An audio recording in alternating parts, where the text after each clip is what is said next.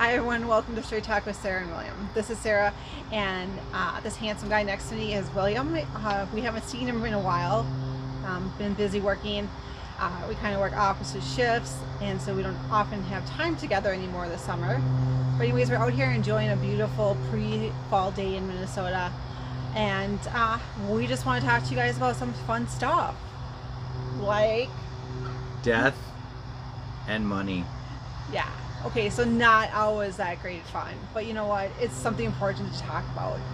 We have recently lost William's grandma earlier in the month, and so it kind of had us thinking about what are some things we should be talking to our parents about, what we should be putting in order for ourselves, and what we would like to share with you guys about our thoughts on that.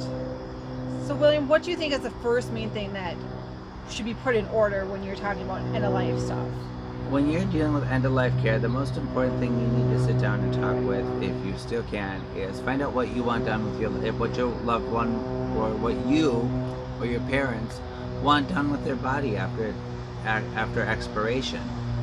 Some people like cremation, some people like traditional burial. For me, it's a cremation, hands down. It's cheap, it's effective, it's easy. Sarah and I don't have kids. No one's gonna come to my gravesite to mourn my loss. Maybe our nieces and nephews. Yeah. But I mean, so yeah. So there's that. What do we want done with our lives? So that's the first thing to talk about. Another thing to talk about is like, how is this getting paid for at the end? Do your parents have life insurance?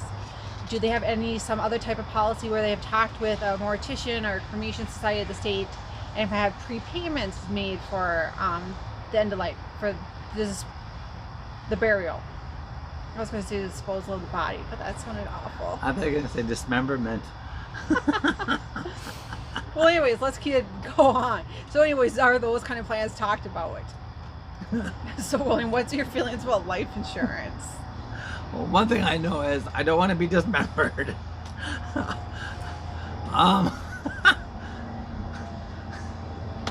You know, you gotta laugh. You know, nobody likes to talk about death.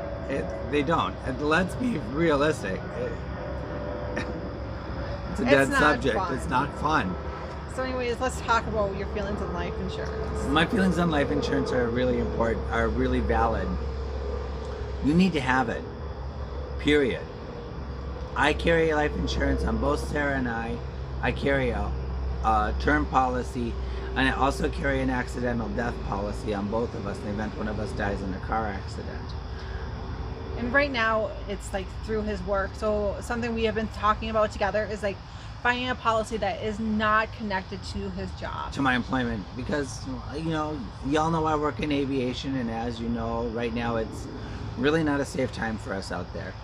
But have a policy, have something. You know, I loved my grandmother dearly, and I don't know what she did or did not have set up in advance. When my mom had to take care of my grandmother's final wishes at the end, none of us really knew. Get a policy, even if you're 80.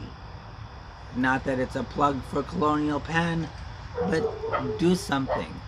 Most importantly, talk to your parents about what they want done. Yeah, so it's important that you start talking about this stuff earlier than later.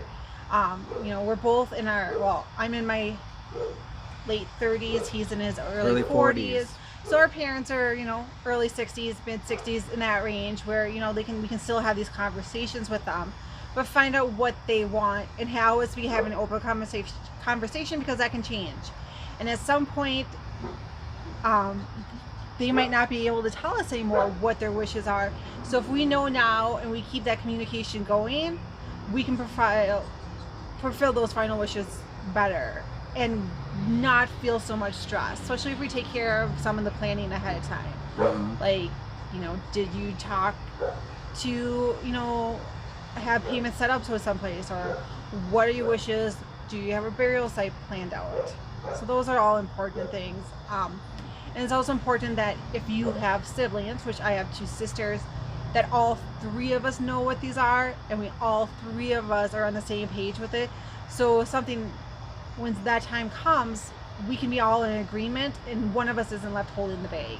And remember, when it comes time to having that conversation, kids that are listening, remember, this is your parents' wishes, not your wishes. Respect them.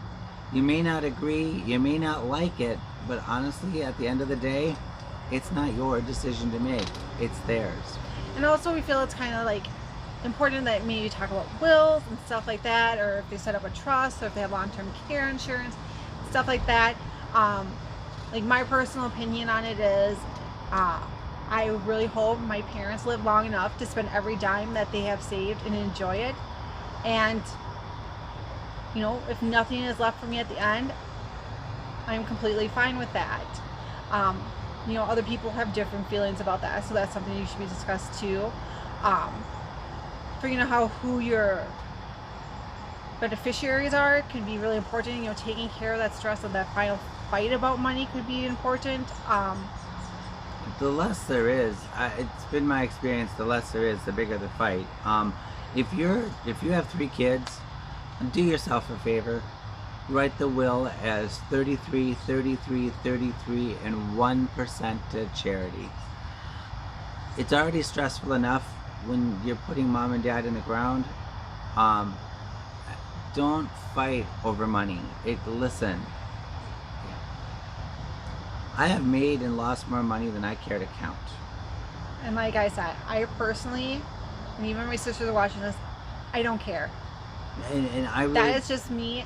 I really don't care if there's anything left for me at the end. I'm at the point in my life too where you make your own money. You know, I saw the best billboard in the world several years ago, and Alan, you'll appreciate this one. It said your in-laws are not your retirement fund.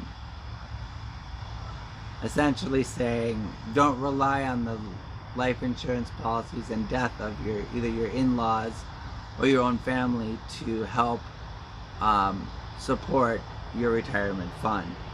That's where I also say, when you're looking at your own retirement, make sure you have what's called a POD, a person upon death, with your bank and your retirement fund.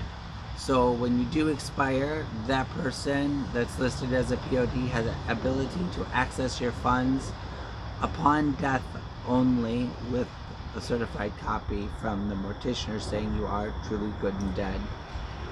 Can write checks and bills off that account, so that way your final expenses can be paid, your mortgages can still be paid, and stuff like that. So, do you feel we kind of covered everything, William? Or what do you think we missed? So we talked about wills, talked about life insurance policies. We talked about, healthcare directives are important. Yes, very important. Make sure you have a healthcare directive. And really, you should have that at any age, because something could happen at any time. Yep. We could get struck by lightning sitting Sitting right on here the in the deck. deck. Could happen. We got an umbrella open. There's like a metal milk can behind us. Who knows what could happen? Who knows? An engine could fall off one of the planes that are flying overhead. Well, that'd be ironic. So anyways, yeah, having healthcare directives important. Just having those conversations. Just have that conversation that nobody wants to have. Is it scary? Yes. Does it suck? Yes. But the reality is if you have it now, you won't be so stressed at the end. That's right. You take it one day at a time, live your best life until we see you again. This is Straight Talk with Sarah and William.